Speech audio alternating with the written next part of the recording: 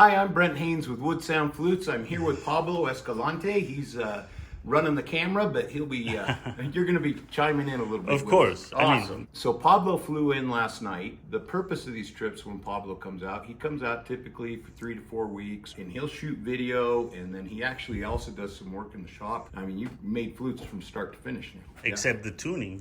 Yeah. But even voicing, I started playing with that. Well, the other reason I'm here is because we have Solstice coming up. That's right. So I wanted to come to help make flutes so we can keep the client's flutes at the same rate while getting some flutes ready for Solstice. Yeah. So I love this idea that we've had of doing a podcast at the beginning of each week and then one at the end of each week, just kind of summarizing what we're doing and where we're going. And this particular week, we've got some awesome things that we're working on. These two woods are one of the main focuses of this trip, I feel. I do too, Pablo. You know, we found that supplier producing the most incredible woods we've ever seen. The Dream Ebony burl, Pale Moon Ebony, the Waterfall Narra, Southeast Asian Rosewood burl. The only problem with them is they're really expensive. It is very expensive, but it's worth it. Exactly what I was going to say. I think this guy is inspiring us to make new Woodsounds lines that it's what you've been developing along the way. Like you developed this legendary line, and I feel like these woods are inspiring us to do a line that it would be close to legendary. Right in that ballpark. So right now, the working title that we have is a gem.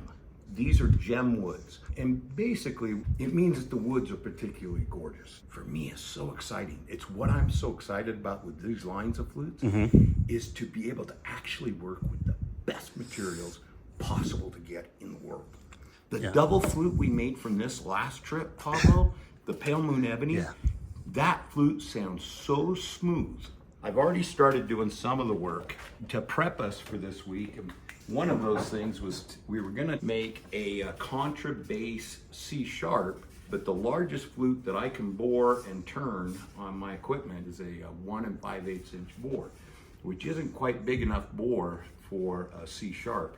Ergonomically, a C sharp is brutal. So we decided we'd do a contrabass E flat instead, but it's really just, I mean, this was just to test it. Because the one we're going to be making... This bit right here. Here it is, right? Yeah, there it is. There's our flute.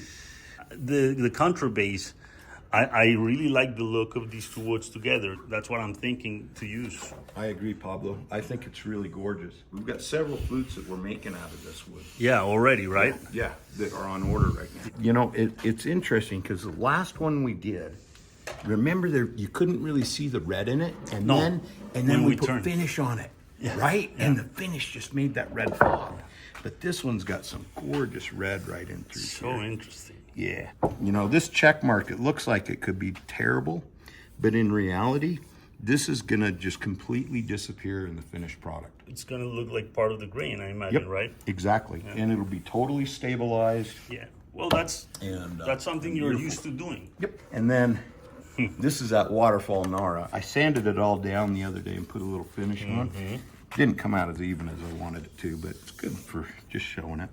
The other thing we want to do this week is make a set of flutes out of these two woods that will complement each other, and maybe someone will even want to get the set. Exactly. Well, I'm excited about this, Pablo. So this week we're doing the contra flute.